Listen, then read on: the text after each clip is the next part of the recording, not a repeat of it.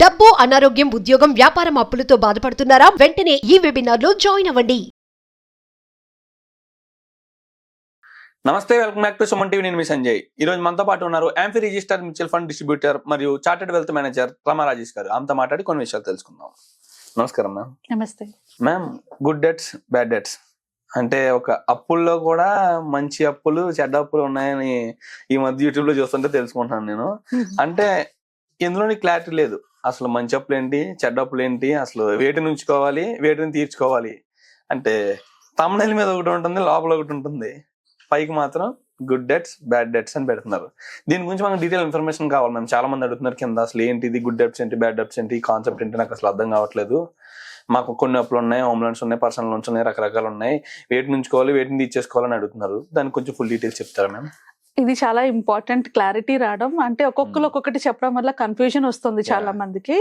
So ఈ అప్పుల గురించి తెలుసుకునే ముందు రెండు ఇంపార్టెంట్ విషయాలు తెలుసుకోవాలి. రిచ్ పీపుల్ కి, మిడిల్ క్లాస్ పీపుల్ కి ఉన్న డిఫరెన్స్. రిచ్ పీపుల్ కి ఎక్కువ గుడ్ డెట్స్ ఉంటాయి, మిడిల్ క్లాస్ పీపుల్ కి ఎక్కువ బ్యాడ్ డెట్స్ ఉంటాయి. అందుకే మనం మిడిల్ క్లాస్ లో ఉండిపోతున్నాం, వాళ్ళు అప్పర్ మిడిల్ క్లాస్ లో ఆర్ రిచ్ లో. ఎందుకున్నారు అంటే వాళ్ళు వాళ్ళకి కాని డబ్బు అంటే అప్పు తీసుకొని దాంతో ఇన్వెస్ట్మెంట్స్ క్రియేట్ చేస్తూ ఉంటారు అనమాట. సో ఇప్పుడు మనం అంటే మిడిల్ క్లాస్ వాళ్ళు అప్పులు తీసుకుంటే వాళ్ళు ఏం చేస్తారు, ఏదైనా ఫోన్ కో, లేకపోతే కార్ కో, బైక్ కో, వేట్ కో, ఇలాంటి వాటికి, హోమ్ లోన్ కో ఖర్చు పెడతారు. అదే నాకు అలాంటి అవసరాలు ఉంటే రిచ్ పర్సన్ ఏం చేస్తారంటే వాళ్ళు ఇన్వెస్ట్ చేసి వచ్చిన రిటర్న్స్ తో వాళ్ళు కొనుక్కుంటారు. అప్పు తీసుకొని ఇన్వెస్ట్ చేసి వచ్చిన రిటర్న్స్ తో వాళ్ళు కొనుక్కుంటారు. అది మెయిన్ డిఫరెన్స్. సో అంటే ఈ పాయింట్ లో అర్థమవుతుంది కదా, డెట్ అనేది అంత బ్యాడ్ కాదు, దాంట్లో గుడ్ ఉంది, బ్యాడ్ ఉంది. కాకపోతే ఆ డిఫరెన్స్ మనకి తెలియాలి. లాస్ట్ వీడియోలో మనం మాట్లాడుకున్నాం, అంటే అప్పులు ఎలా తీర్చుకోవాలన్న కాన్సెప్ట్ లో మాట్లాడినప్పుడు నేను బ్యాడ్ డెట్స్ గురించి ఎక్స్ప్లెయిన్ చేశాను. సో బ్యాడ్ డెట్స్ 3 రీజన్స్ వల్ల వస్తాయి. ఒకటి లైఫ్ స్టైల్ వల్ల, అంటే నా లైఫ్ స్టైల్లో నాకు ప్రతిదీ కావాలి, ఆర్భాటంగా చేసుకోవాలి అనుకున్నప్పుడు నేను ఏది పడితే అది కొనుక్కుంటూ ఉంటాను. ఎప్పుడైతే అది అవసరం లేనివన్నీ కొనుక్కుంటున్నానో, ఆర్భాటాన్ని కొనుక్కుంటున్నానో, అది బ్యాడ్ డెట్. ఎందుకంటే దాని నుంచి నాకు ఎలాంటి రిటర్న్ కూడా రావట్లేదు కదా. సో మనం తీసుకున్న అప్పు వల్ల మనకి ఎలాంటి లాభం లేకపోతే దాన్ని బ్యాడ్ డెట్ అంటారు.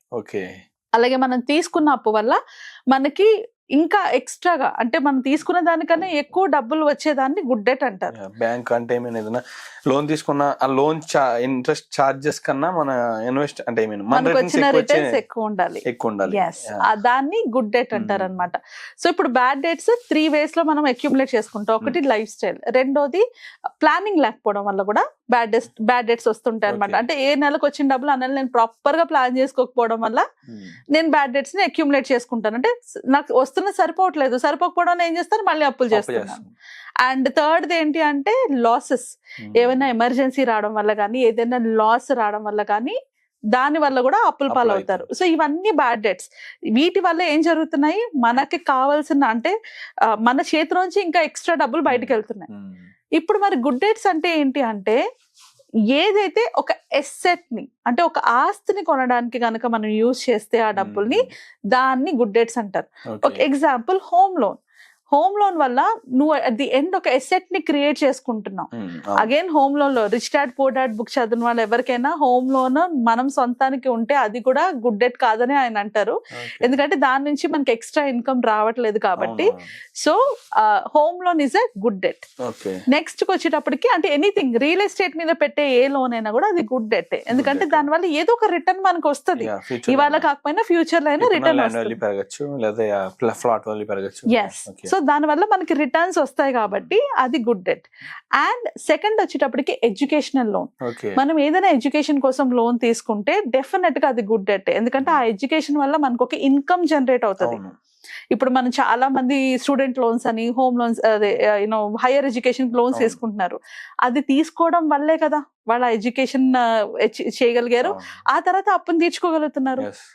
ఆ టైంలో ఆ లోన్ తీసుకోకుండా చదువు అయిపోయిన వాళ్ళు ఎంతమంది ఉన్నారు. సో దాని వల్ల వాళ్ళ లైఫ్ అంతా ఎలా ఉంది. So education loan is also a good loan. ఎందుకంటే దాని వల్ల మనకు ఒక income, life long income generate అవుతుంది. థర్డ్ కి వచ్చేటప్పటికి బిజినెస్ లోన్.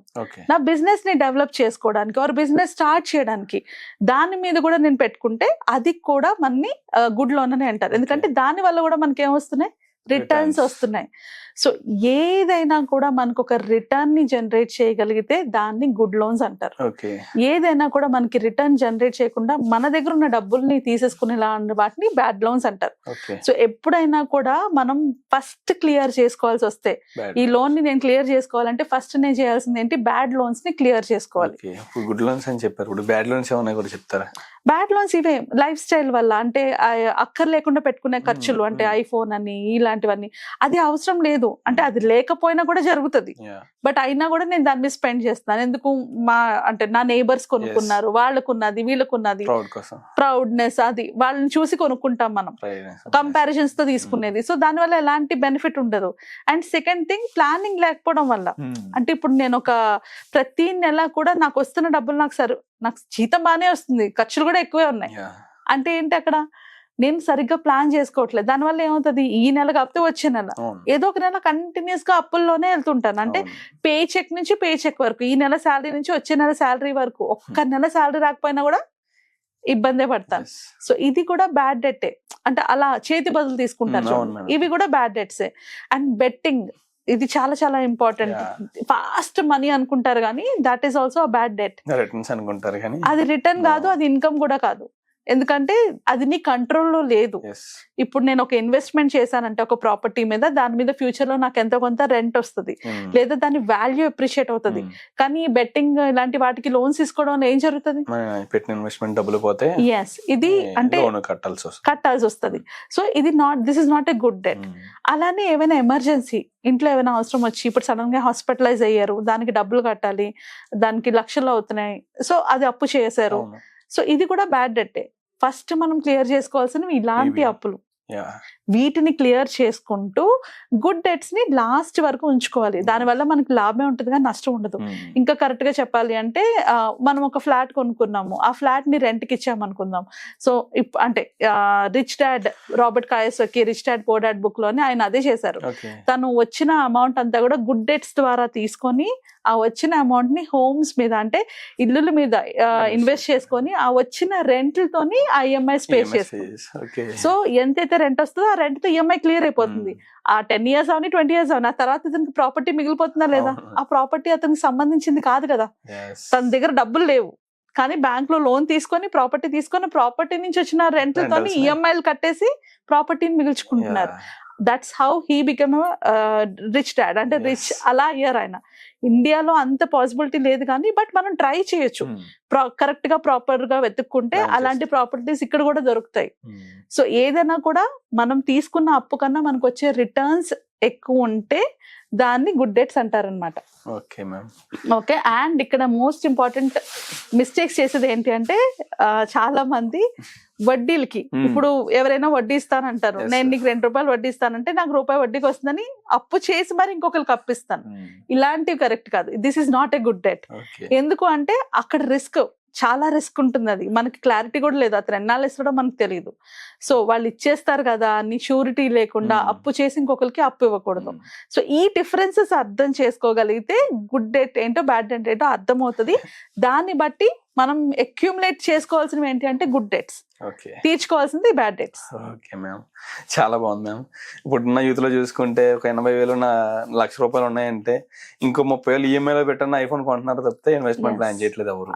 ఈ వీడియో వాళ్ళకి చాలా ఉపయోగపడుతుంది మ్యామ్. ఖచ్చితంగా ఈ వీడియో చూడకపోతే వాళ్ళు నష్టపోతారు, మనం ఏం చేయలేం. Thank you very much ma'am. Thank you.